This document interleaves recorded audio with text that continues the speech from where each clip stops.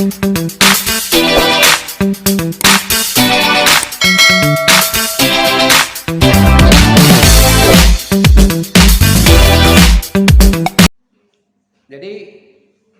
Anda membuat konten nanti harus ada dasar teorinya.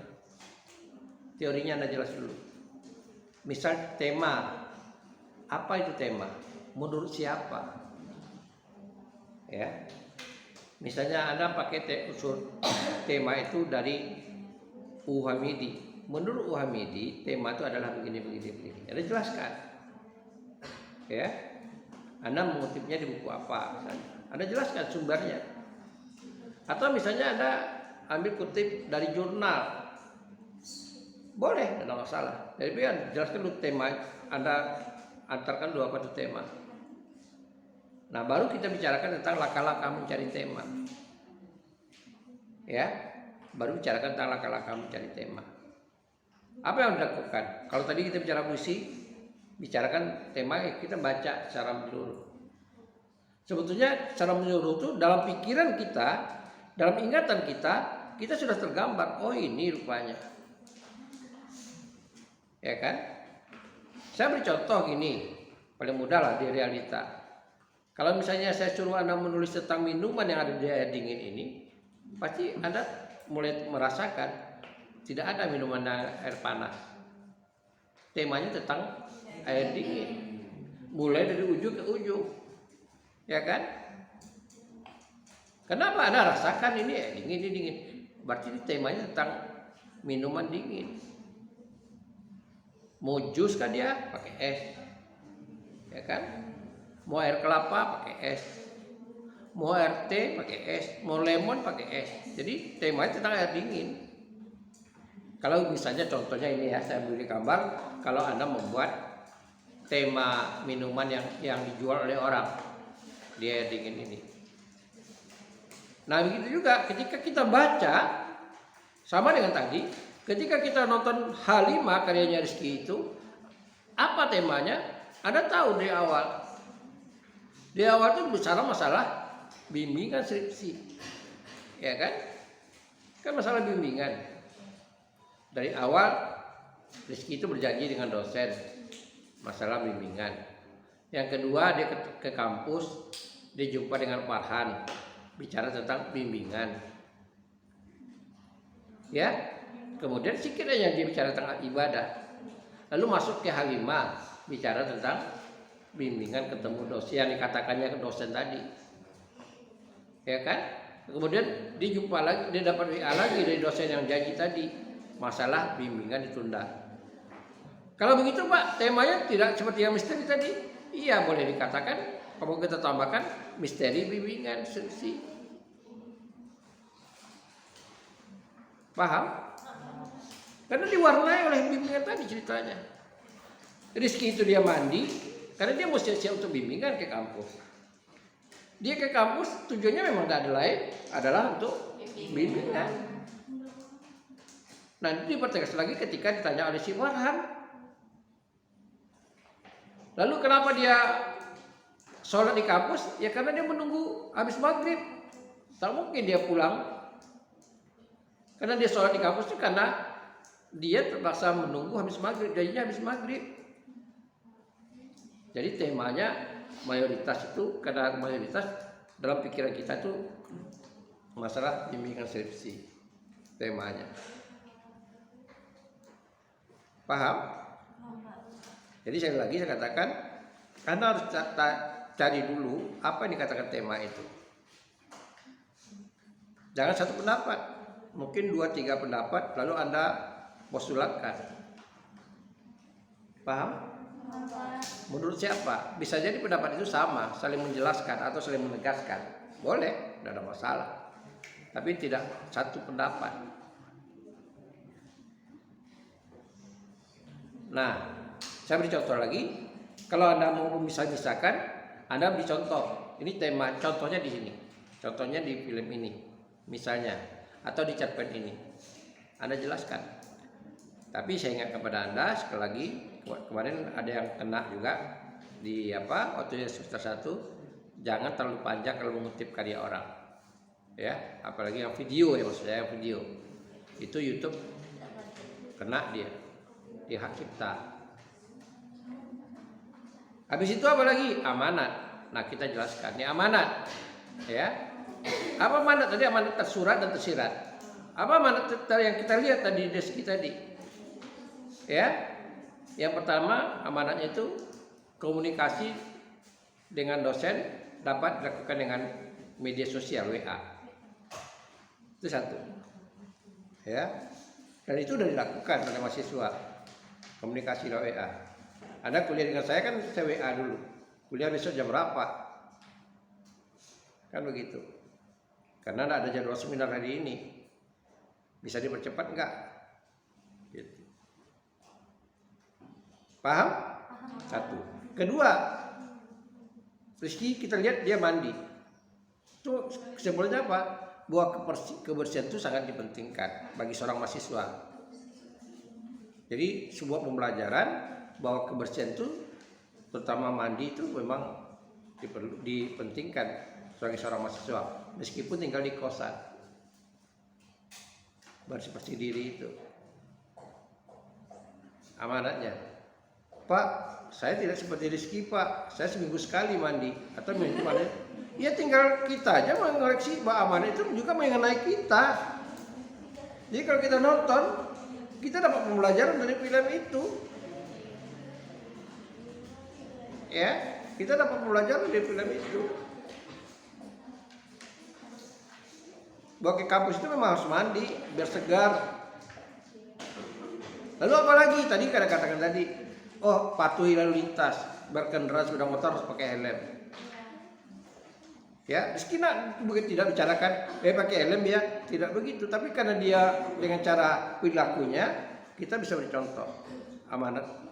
Kalau dalam teks tulis kita katakan amanat tertulis, itu amanat tersurat. Ya, kita melihat meski. Paham? Lalu apa lagi? Ketika di Jumpa Farhan, apa amanatnya? Karena ada kejanggalan yang di mulut Farhan apa? Sesuatu yang tidak biasa. Ya kan? Itu membuat orang curiga gitu.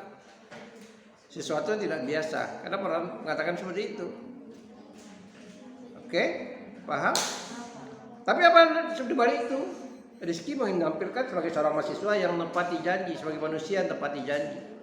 Karena ada janji, dia katakan dia mau bimbingan. Dan ini pelajaran, artinya apa? Apa yang tersirat?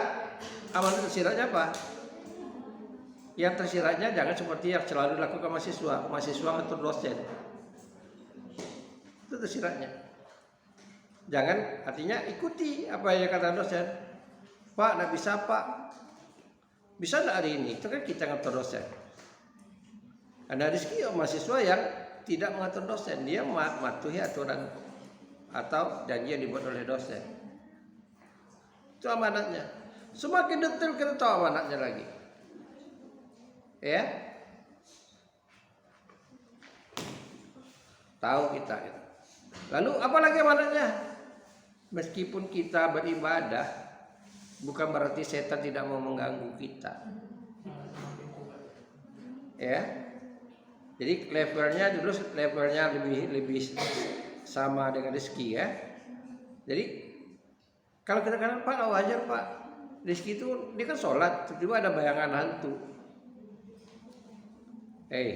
Di tanah suci itu aja besar hantunya, levelnya besar.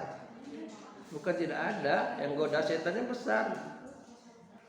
Ya, bukan lektor kepala lagi pangkatnya, sudah guru besar. Benar enggak? Ustadz aja terkadang dia tergelincir, akhirnya dia membuat kesalahan karena levelnya jelas. Ini kelas kakap nih, harus dikirim kelas kakap gitu. Jadi kita dapat ya silakan. Jadi itu tadi yang saya katakan pada Anda.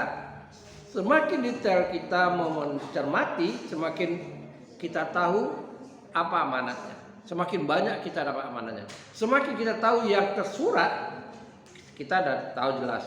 Meskipun rezeki tidak menyampaikan, oh pesan saya ini, bisa saja nanti kalau kita jumpai, kita telepon rezeki, Anda bisa dengar sendiri. Apa amanatnya? Ada berapa amanatnya? Bisa jadi lebih banyak yang kita cermati daripada apa yang dipikirkan dia. Karena amanat itu ada kalanya tidak disengaja oleh si pengarang. Sama dengan seperti saya katakan kepada Anda. Anda berpakaian, Anda sudah mengekspresikan jiwa Anda. Sama seperti itu. Ya. Jadi secara tidak langsung di bawah sadar kita udah mengatakan seperti itu gitu. Terkadang kan begini, kita bicara nih ya, ini satu contoh. Kalau kita biasa menginterpretasikan kata orang, menginterpretasikan karya secara tersirat, ya, kita tidak tahu.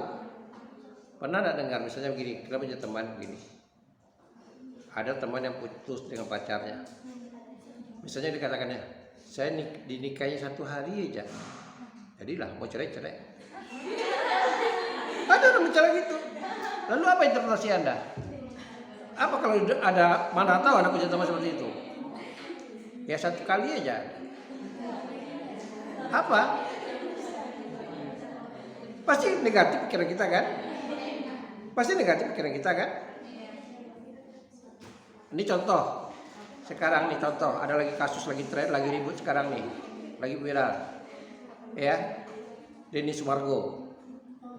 Ya kan? Kalau lagi viral sekarang nih. Hari-hari kalau kita buka, tadi pagi kita buka komentarnya si perempuan. Dia itu pernah dituduh, ya, pernah dituduh ketika puncak karirnya dari bola basket, lalu dia jadi artis, dia pernah dituduh menghamili seorang DJ, sehingga dituntut oleh DJ itu dan akhirnya dia jatuh, ya, tidak ada stasiun televisi yang mau mendengar kata dia. Semua orang akan menduduh dia menghamili DJ itu. Sampai ada tes DNA. Dan habis-habisan dia. Sampai terjual apartemennya. Denny Sumargo itu. Ya, orang tuanya malu. Tapi akhirnya hasil dari tes DNA, ya, dari rumah sakit, kalau nggak salah dekat Gatot Subroto, rumah sakit tentara Gatot Subroto, akhirnya hasilnya negatif. Artinya anaknya itu bukanlah anak gennya Denny Sumargo. Lalu itu ada videonya, si perempuan itu minta maaf, ya. Tapi belakangan perempuan ini merasa tidak enak karena beberapa kali Denny Sumargo itu ketika dia membuat podcast, kan dia punya podcast ya, dan itu, dan dia menyebutkan masalah itu, masalah kasus itu. Dan menurut versinya perempuan itu sangat melukai dia dan bisa melukai anak itu. Anaknya itu umurnya udah 11 tahun. Nah akhirnya dia tuntut untuk tes DNA ulang, ya, tes DNA ulang. Nah itu yang jadi masalah. Kalau seandainya masalahnya begini, kalau seandainya tes DNA ulang tahu positif misalnya, yang mana yang mau dipegang? Kan timbul beberapa pertanyaan. Paham? Ya, yang pertama, kredibilitas orang sakit yang pertama itu jatuh. Yang pertama. Yang kedua ada kecurigaan misalnya, ketika tes DNA ulang bisa jadi DNA itu bisa diatur. Sekarang apa yang bisa diatur? Di dunia ini apa yang bisa diatur? Nah itu tadi. Nah apa yang saya maksudkan tadi kepada Anda tentang kasus ini, tentang pemahaman ini, itu yang kita harus interpretasikan masalah peristiwa seperti ini. Sama dengan tadi, bisa jadi ya penafsiran kita menangkap berita itu bisa jadi bermacam-macam. Jadi kalaulah itu dijadikan dalam sebuah film, adegan itu dalam sebuah film, kan kita harus interpretasi, kan itu kehidupan. Ya, kita mengapresiasi karya fiksi itu sebetulnya kita bicara kehidupan. Karena apa? Dalam hidup dunia nyata ada tokoh, ada watak, ada tempat. Paham? Jadi kita dilatih sebetulnya supaya dalam kehidupan kenyataan ini kita bisa mengapresiasi. Tadi yang saya katakan tadi. Kalau ada teman Anda katakan, saya sekali aja, sehari aja. Ya, saya nikah bisa dinikahinya jadi dah, besok bercerai-cerai. Berarti kan cari status. Kalau orang cari status apa? Pasti kena rusak di perempuan. Interpretasi kita, kan dia mencari status saja. Nah, sama seperti itu. Nah, karena begini, kita tidak bisa, apalagi media sosial sekarang, itu menembus pintu kamar Anda. Kapan saja Anda buka media sosial itu, Anda akan baca, Anda akan tonton. Tapi kalau kita orang yang jeli mengapresiasi, kita tidak langsung menangkap. Ya. Jadi karena begini, apalagi dunia artis, ada namanya gimmick. Ya, ada nama gimmick untuk menaikkan. Bahkan gimmick itu terkadang seorang artis mau bayar. Ya, untuk pamornya naik dia mau bayar. Apalagi sekarang. Ya, dia mau subscribe-nya banyak misalnya, followernya banyak, dia tinggal buat gimmick aja. Jadi sulit kita mengatakan sekarang mana yang real, mana yang gimmick, mana yang benar-benar, mana yang hoax. Nah, kita tidak bisa. Jadi perlu kedewasaan kita. Kalau menurut saya sekarang ini kedewasaan kita mengapresiasi kehidupan ini jauh lebih cepat harusnya dibandingkan perkembangan zaman sekarang ini. Nah, kita mengapresiasi karya fiksi dengan cara seperti ini sebetulnya nggak model lagi. Nggak model lagi mengapresiasi. Kenapa? Kehidupan orang sekarang berubah-ubah cepat.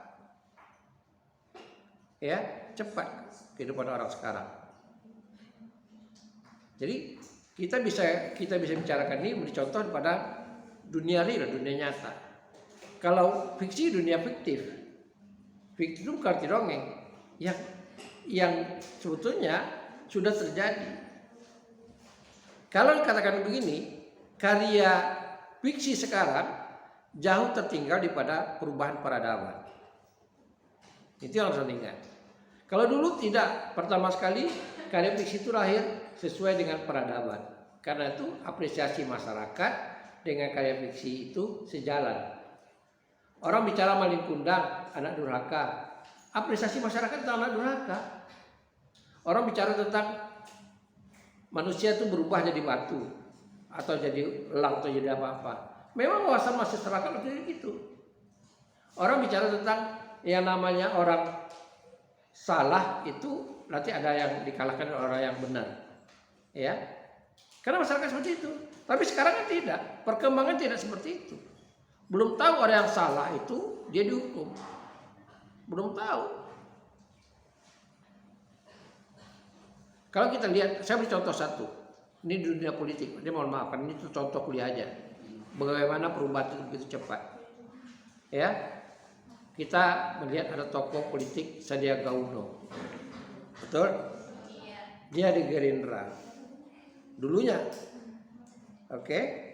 Lalu dia mulanya calon wakil gubernur terpilih, tapi ada yang ingin mendampingi wakil presiden dengan ambisinya, dengan uang yang banyak, dia pindah, cabut, berhenti jadi wakil gubernur, pindah mencalonkan diri jadi wakil presiden dengan Prabowo dari Gerindra.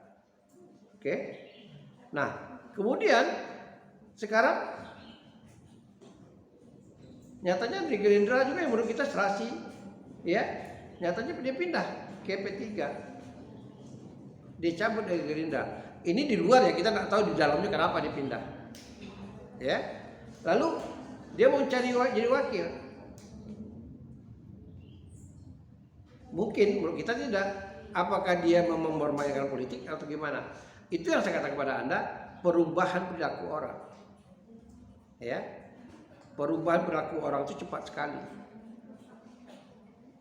Nah, dulunya kita lihat sekarang ini, dulunya misalnya Nasdem itu mendukung pemerintah, sekarang ditinggalkan pemerintah, ya, tidak diajak lagi oleh Jokowi, misalnya, dan dinamika itu cepat berubah, cepat. Gitu. Jadi tidak seperti dulu ada kondisi yang membuat orang itu cepat berubah itu, misalnya ada orang ketiga, bukan karena itu. Kalau sekarang tidak begitu kehidupannya, dan bukan oleh karena itu, sekali lagi Anda harus cepat mempelajari karya fiksi yang modern. Tapi kalau Anda mau mulai dari yang awal, yang lama, Anda akan tertinggal dalam kehidupan. Ya, siapa menyangka sekarang dalam kehidupan ini orang tidak lagi berdagang dengan menggunakan toko? Ya kan, kita tidak nyangka. 2 tahun yang lalu kita tidak menyangka bahwa orang berdagang dengan online.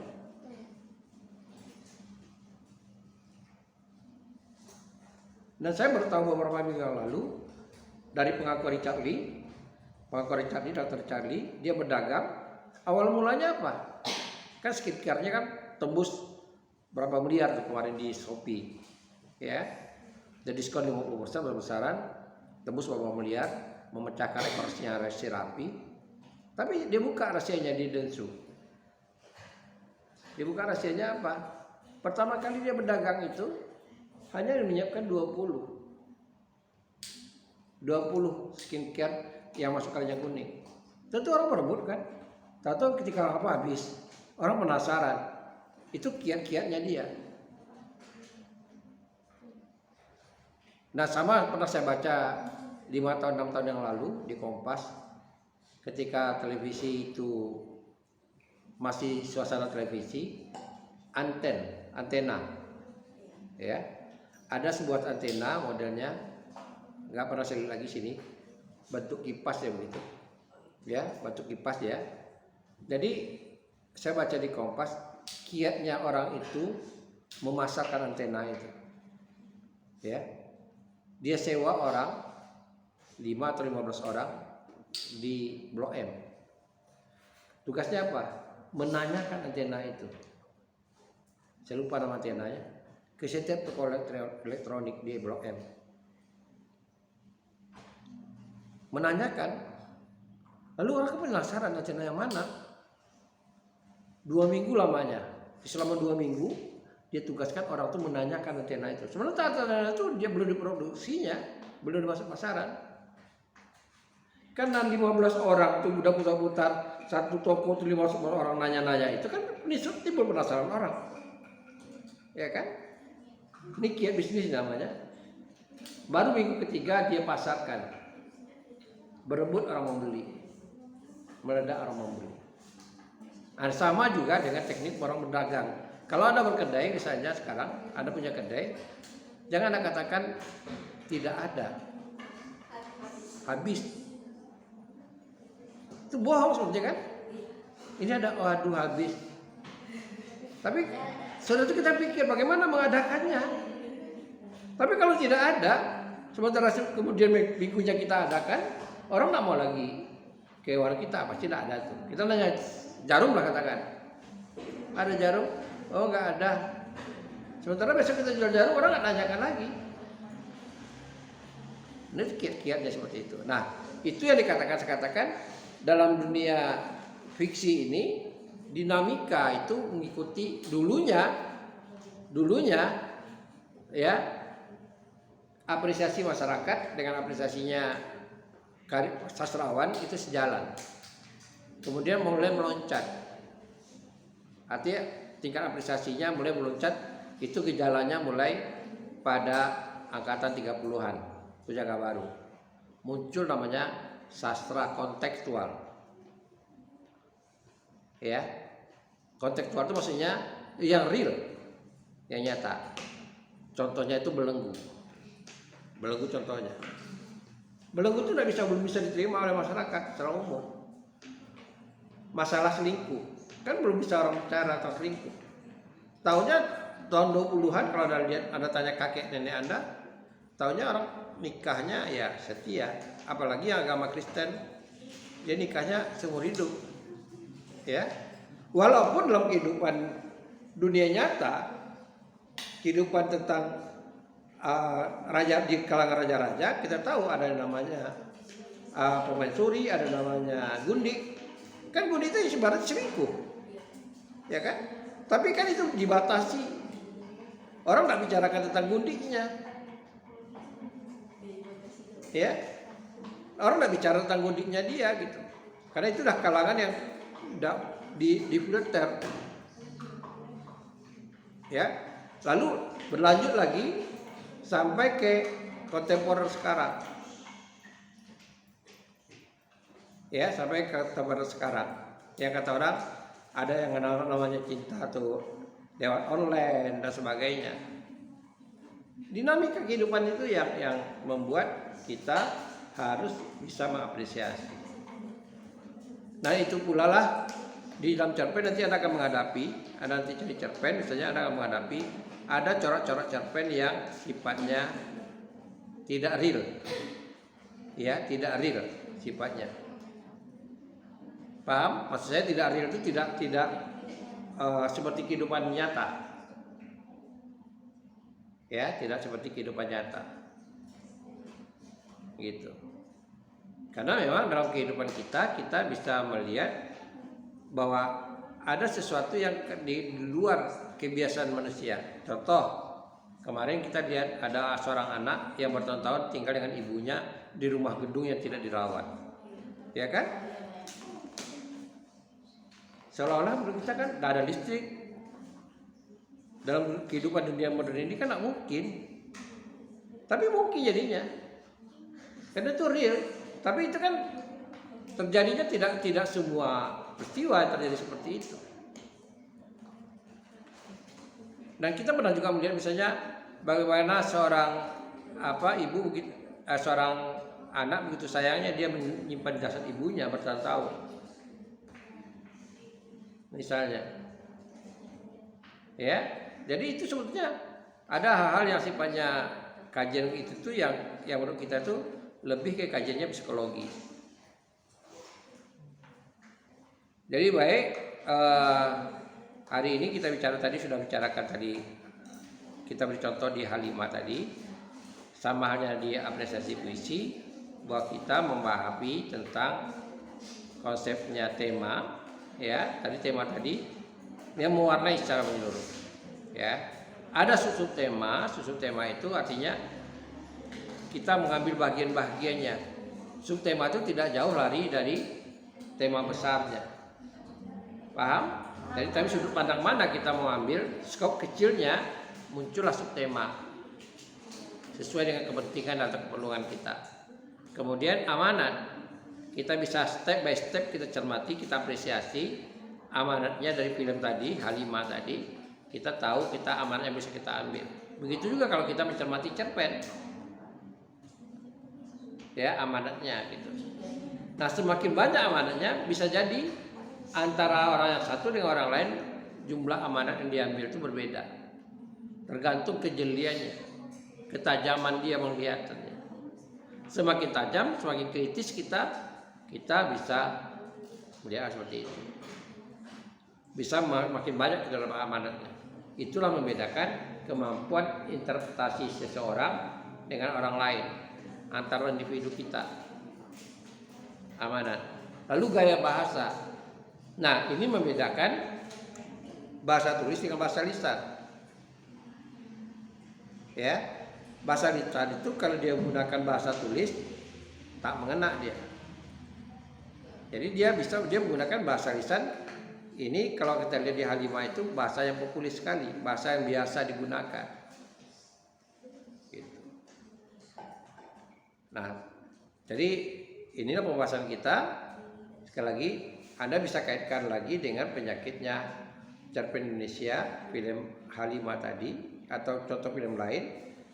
Di mana letak penyakitnya? Di mana? Apakah keempat penyakit itu ditemukan enggak di dalam kalimat itu? Lalu ketika Anda buat konten, masalah tema, masalah amanat, masalah gaya bahasa, Anda harus berangkat dari teori. Ya, berangkat dari teori. Paham? Paham? Dan tidak harus sama. Sekali lagi saya katakan karena objeknya berbeda-beda. Bisa jadi si A katakan kiatnya menentukan tema begini. Asal Anda yakin tidak ada masalah.